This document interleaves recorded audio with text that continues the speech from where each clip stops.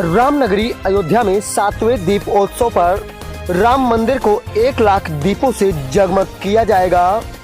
इसको लेकर श्री राम जन्मभूमि तीर्थ क्षेत्र ट्रस्ट व जिला प्रशासन संयुक्त रूप से तैयारी में जुटा है।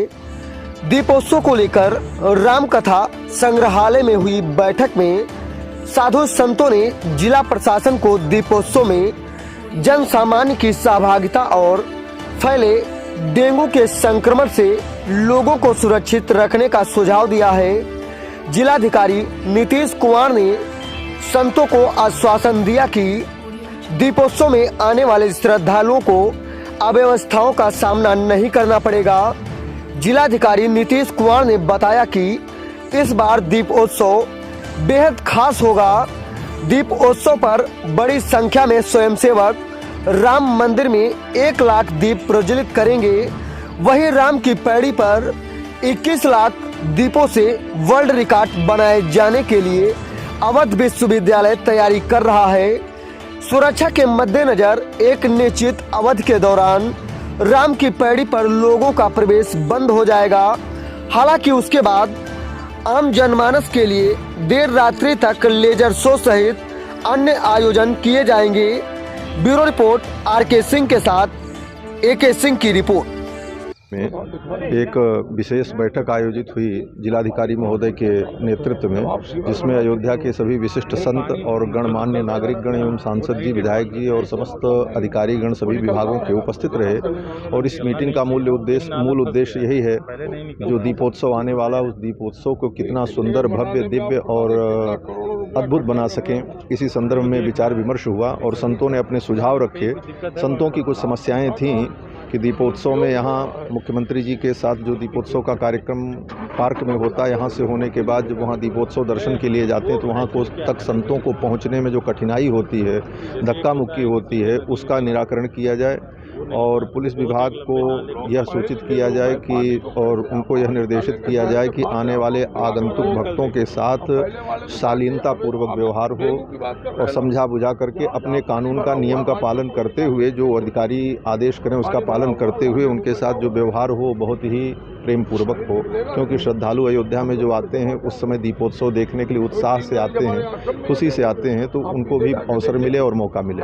इन सारी बातों पर चर्चा हुई और मुख्य चर्चा यह हुई कि अयोध्या में इस समय भयंकर डेंगू फैला हुआ है। डेंगू से लोग परेशान हैं, कितने लोगों की मृत्यु हो रही है, नई उम्र के लोग मर जा रहे हैं। तो ऐसे समय में इसके नियंत्रण का भी प्रयास किया जाए, क्योंकि यह भी एक मानवीय समस्या है। अयोध्या की वर्तमान समय में डेंगू फैला हुआ है, तो लोगों के घर में मरण होगा तो लोग अपने घर में दीपक कैसे जलाएंगे, दीपोत्सव कैसे मनाएंगे, तो इस पर भी प्रशासन को ध्यान देना चाहिए, चिकित्सा विभाग को।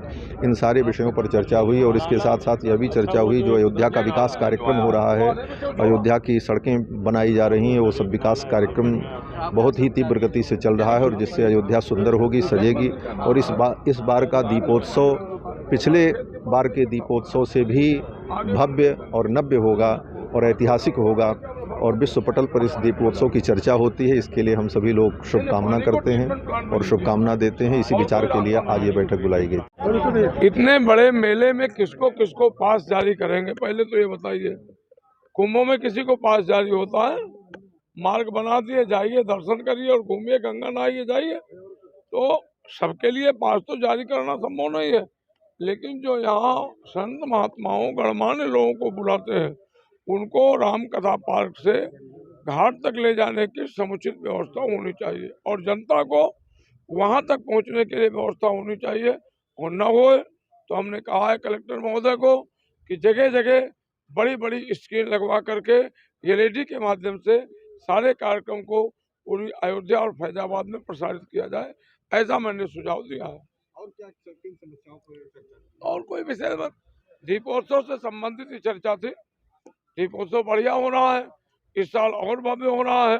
21 लाख दीपक जलाए जाएंगे, तो निश्चित बात है कि दिन प्रतिदिन प्रतिवर्ष दीपोत्सव वृद्धि को प्राप्त हो रहा है और देश दुनिया में सब जगह एक अच्छा संदेश श्री अयोध्या जी का जा रहा है।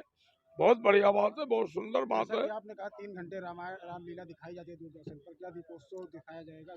हमने कहा है कि दूरदर्शन पर इस दीपोत्सव का भी प्रसारण होना चाहिए। अगर वो बम्बई की रामलीला आकर के दूरदर्शन पे दिखा सकता है तो हमारा इतना बड़ा दीपोत्सव होता है जिसको विश्व देखता है, उसको दूरदर्शन पे क्यों नहीं दिखाया जा सकता?